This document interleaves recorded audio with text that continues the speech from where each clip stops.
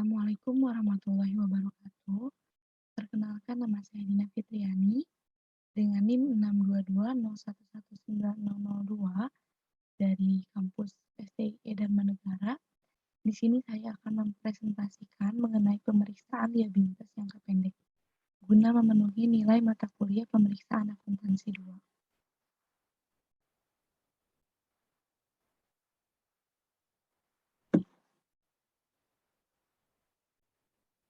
Baik, yang pertama ada definisi. Poin pertama, menurut SAK ETAP atau SAK etap dari IAI, kewajiban atau obligation kini entitas yang timbul dari peristiwa lalu, penyelesaiannya diharapkan mengakibatkan arus keluar dari sumber daya entitas yang mengandung manfaat ekonomi. Menurut pernyataan standar akuntansi keuangan nomor 1, suatu liabilitas diklasifikasikan sebagai liabilitas jangka pendek jika entitas memperkirakan akan menyelesaikan liabilitas tersebut dalam siklus operasi normal. Nah, yang selanjutnya, entitas memiliki liabilitas tersebut untuk tujuan diperdagangkan. Poin terakhir, pada liabilitas tersebut jatuh tempo untuk diselesaikan dalam jangka waktu 12 bulan setelah periode pelaporan atau entitas tidak memiliki hak tanpa syarat untuk menunda menyelesaikan liabilitas selama sekurang-kurangnya 12 bulan setelah periode pelaporan.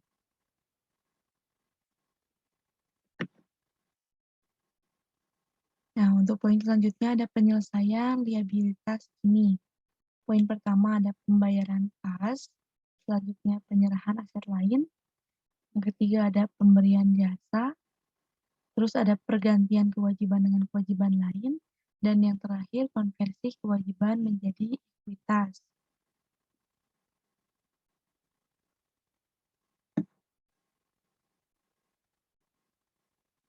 Baik, ini ada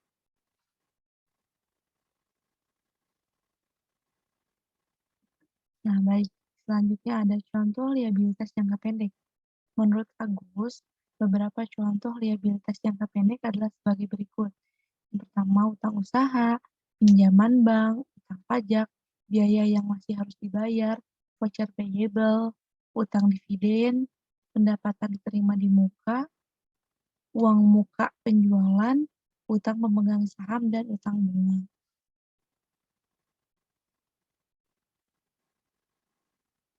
Nah, apa sih tujuan dari selanjutnya apa sih tujuan dari pemeriksaan? Kenapa harus ada pemeriksaan? Menurut Agus, tujuan pemeriksaan liabilitas jangka pendek adalah untuk memeriksa apakah terdapat internal kontrol yang baik atas liabilitas jangka pendek. Liabilitas jangka pendek yang tercantum di laporan posisi keuangan atau neraca didukung oleh bukti-bukti yang lengkap dan berasal dari transaksi yang betul-betul terjadi. Lalu ada semua liabilitas jangka pendek perusahaan sudah tercatat per tanggal laporan posisi keuangan atau neraca. Nah, selanjutnya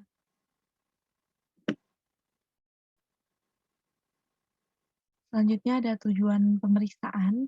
Nah, ini menurut Agus Sukrisno ya. Tujuan pemeriksaan liabilitas jangka pendek adalah untuk memeriksa apakah terdapat internal kontrol yang baik.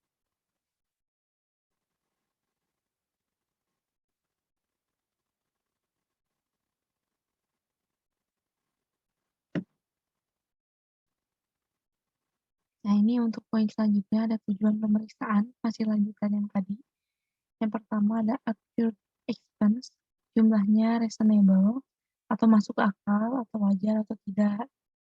Selanjutnya ada kewajiban sewa atau leasing, jika ada, sudah dicatat sesuai dengan SAK sewa, SAK nomor 30 revisi 2011 tentang sewa.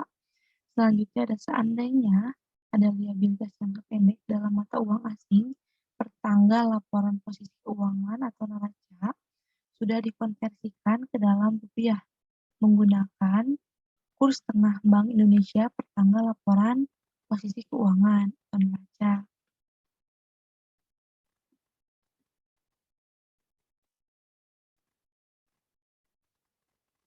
Baik, Ini masih lanjutan dari tujuan pemeriksaan ya. Yang pertama tujuannya itu lanjutan dari yang sebelumnya, biaya bunga dan bunga yang terutang dari liabilitas jangka pendek telah tercatat atau telah dicatat per tanggal laporan keuangan Bank Indonesia.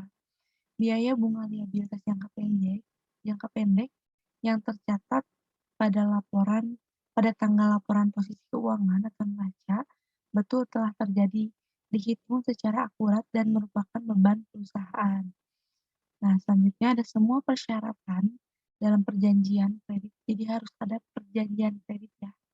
Karena itu liabilitas atau utang itu harus ada perjanjian.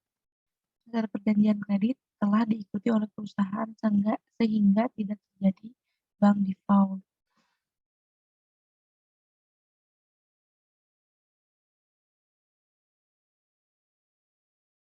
Nah, ada hal-hal yang perlu diperhatikan dalam pemeriksaan liabilitas jangka pendek.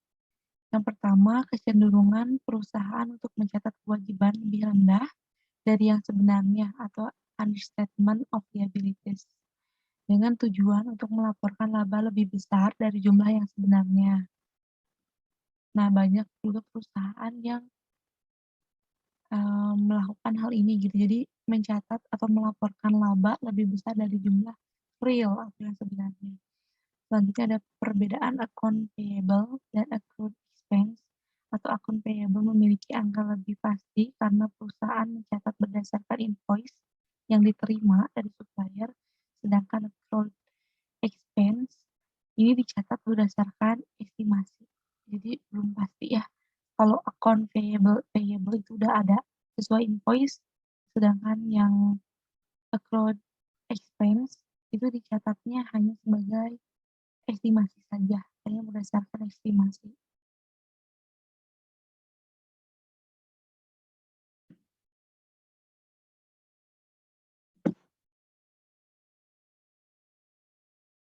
Nah, selanjutnya, ini ada prosedur dari pemeriksaan liabilitas jangka pendek. Yang pertama harus mempelajari dan mengevaluasi internal control atas liabilitas jangka pendek. Yang kedua, minta rincian dari liabilitas jangka pendek, baik utang usaha maupun kewajiban lainnya. Kemudian, periksa penjumlahannya atau footing, serta cocokkan saldonya dengan saldo utang di buku besar. Selanjutnya ada untuk utang usaha, cocokkan saldo masing-masing supplier dengan saldo menurut subsidiary ledger utang usaha. Selanjutnya, secara tes basis, periksa bukti pendukung dari saldo utang kepada beberapa supplier. Perhatikan berapa angkanya cocok dengan purchase.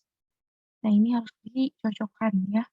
Data-data dengan bukti-bukti yang ada harus dicocokkan dengan saldo-saldo.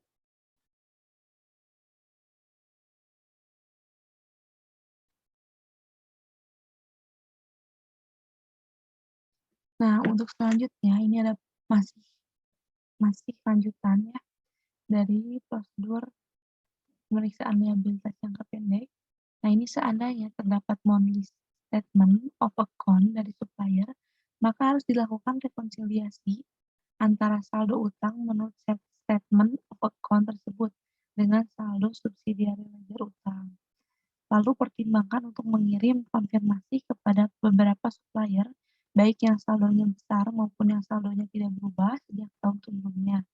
Lalu periksa pembayaran sesudah tanggal neraca, subsequent payment. Nah, untuk mengetahui apakah ada kewajiban yang belum dicatat atau unrecorded liabilities per tanggal neraca.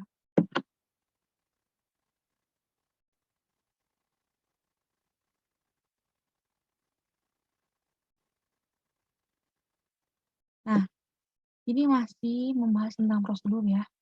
Nah, seandainya ada utang kepada bank baik dalam bentuk kredit modal kerja, kredit investasi maupun kredit overdraft, maka kirim konfirmasi ke bank.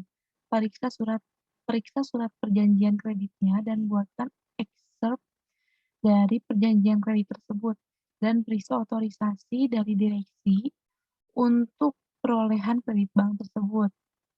Nah, terus seandainya ada utang dari pemegang saham atau dari direksi atau dari perusahaan afiliasi yang harus dilunasi dalam waktu 1 tahun yang akan datang, harus dikirim konfirmasi, periksa perjanjian kreditnya, dan periksa apakah ada pembebanan bunga atas pinjaman tersebut.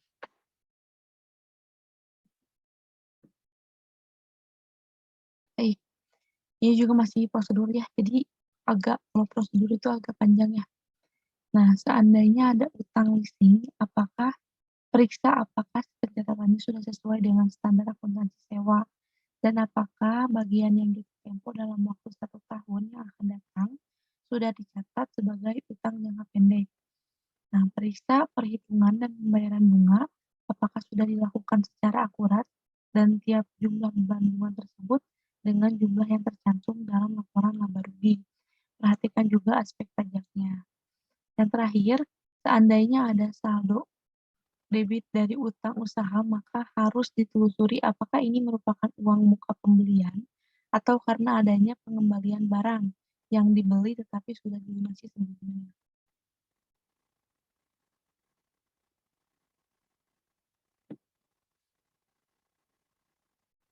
Baik, ternyata masih membahas tentang prosedur ya.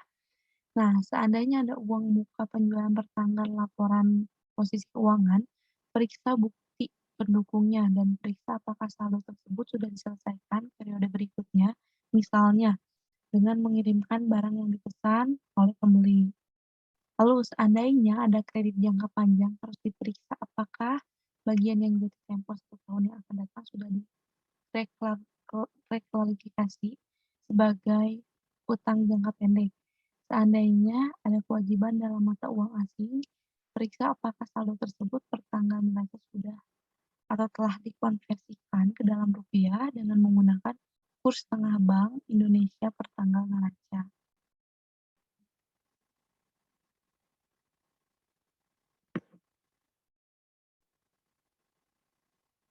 Nah, ini masih lanjutannya.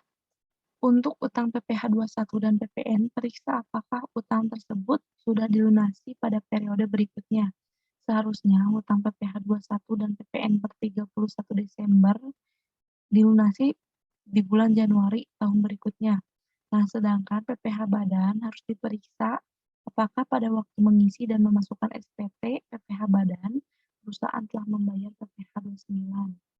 Nah, periksa juga dasar perhitungan accrued expense yang dibuat oleh perusahaan.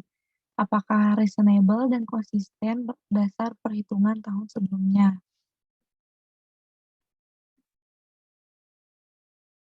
Nah,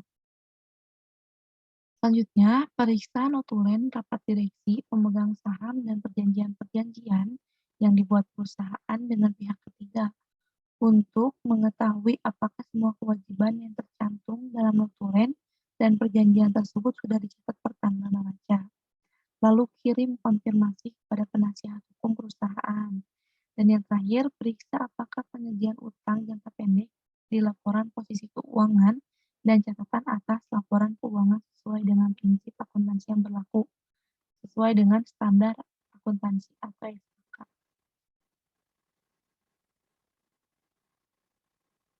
Baik, eh, baik, terima kasih. Sekian presentasi dari saya. Mohon maaf atas segala kekurangannya dan kesalahan, baik secara tulisan maupun penyampaian. Mohon dimaafkan. Terima kasih. Wassalamualaikum.